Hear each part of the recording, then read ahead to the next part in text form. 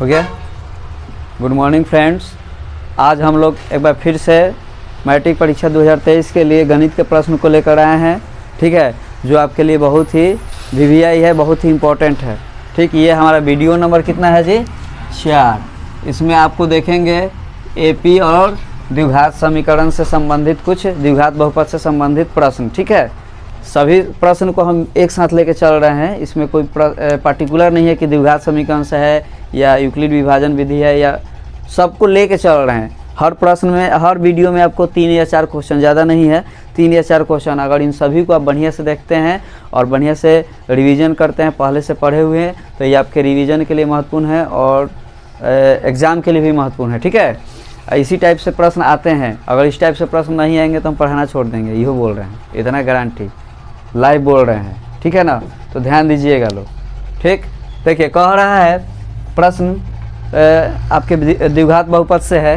कह रहा है कि यदि अल्फ़ा और बीटा, अल्फ़ा बीटा किसी द्विघात के बहुपद ax bx plus ax square plus bx plus c के शून्यक हो, ये अल्फ़ा और बीटा क्या है? इस द्विघात बहुपद के क्या हो? शून्यक हो, तो alpha square plus beta square का मान क्या होगा?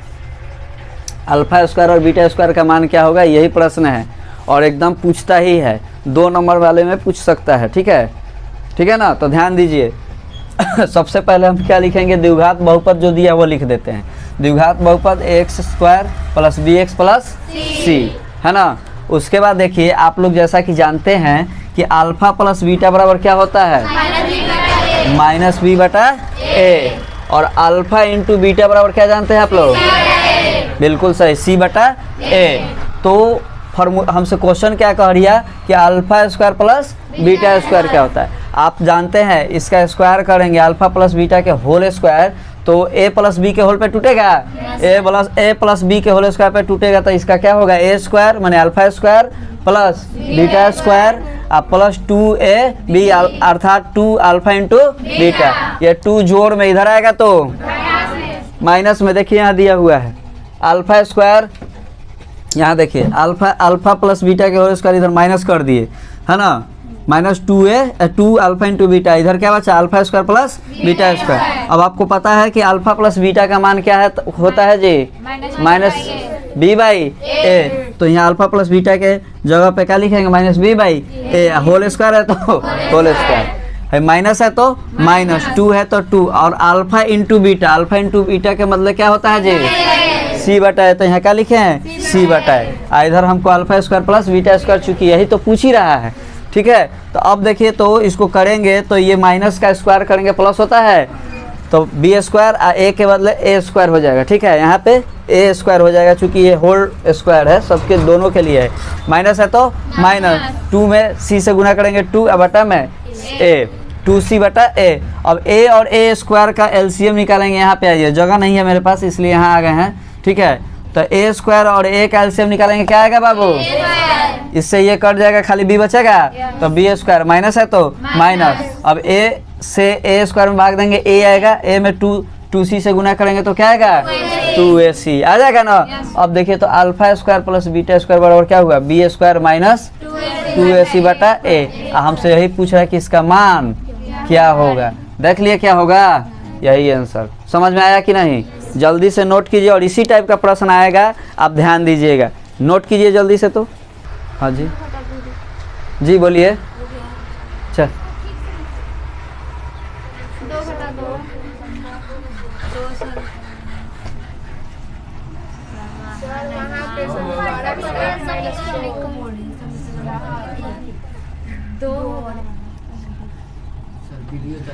चलिए देखिए, सवाल है, दूसरा नंबर प्रश्न है कि एक समांतर श्रेणी, ये एपी से प्रश्न है कि समांतर श्रेणी एक समांतर श्रेणी का चौथा पद, यहाँ का छूट गया, एक समांतर श्रेणी का चौथा पद 11 है।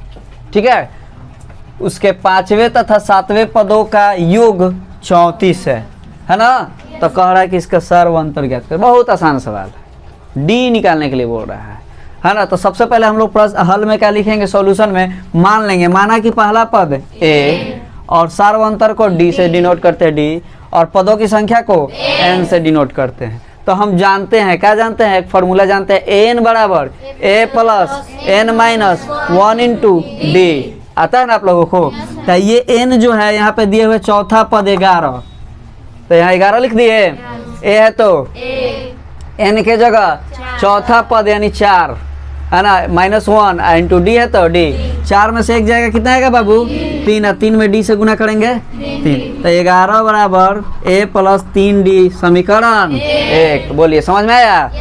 अब पुनः प्रश्न से हमसे क्या करा कि 5वें पद और 7वें पदों का योग 34 है।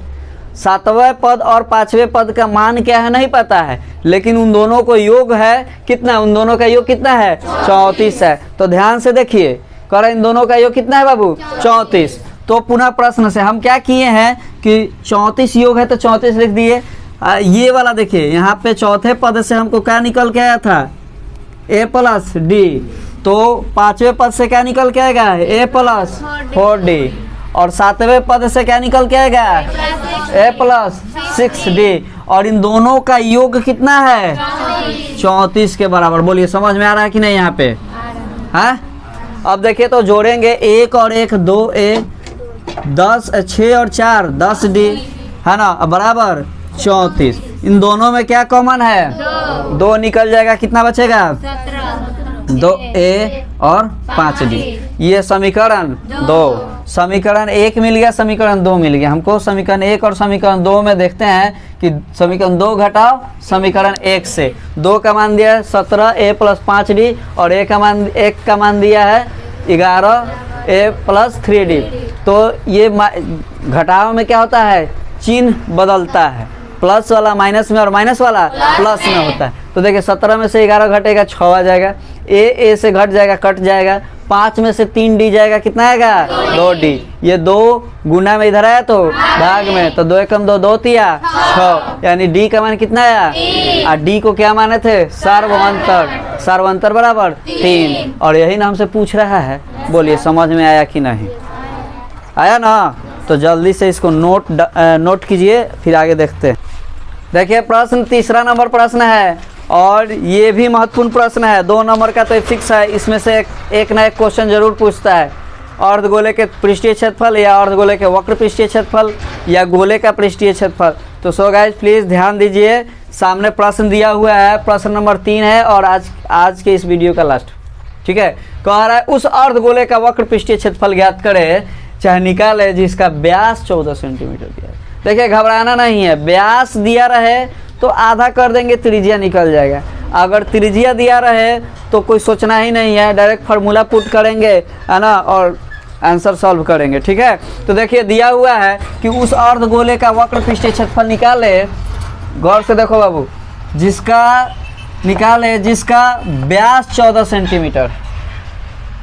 हम सभी जानते हैं व्यास 14 सेंटीमीटर व्यास जो है त्रिज्या का दुगना होता है, अर्थात त्रिज्या व्यास का आधा। इसलिए त्रिज्या r दिया हुआ है, इसलिए त्रिज्या निकालेंगे 14/2 अर्थात 7 सेंटीमीटर। हम लोग है जानते हैं पाई का मान क्या होता है, या कहीं कहीं पाई का मान 3.14 और कुछ होता है, लेकिन 3.14 तक माना जाता है। ठीक है, कह रहा है इसलिए अर्धगोले का वक्र पृष्ठीय क्षेत्रफल क्या होगा। तो अर्धगोले का वक्र पृष्ठीय क्षेत्रफल 3πr²।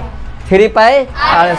3 का 3, पाई का मान 22/7 और r के मान 7² 7² का मतलब 7 गुणे 7। एक 7 से एक 7 कट जाएगा, तो बचा क्या? 3 गुणे 22 गुणे 7। अभी सबको गुणा करा दीजिए, कितना आएगा? बन जाएगा ना? सबको समझ में आया ना? आज के लिए इतना ही। ठीक है, नोट कीजिए जल्दी से।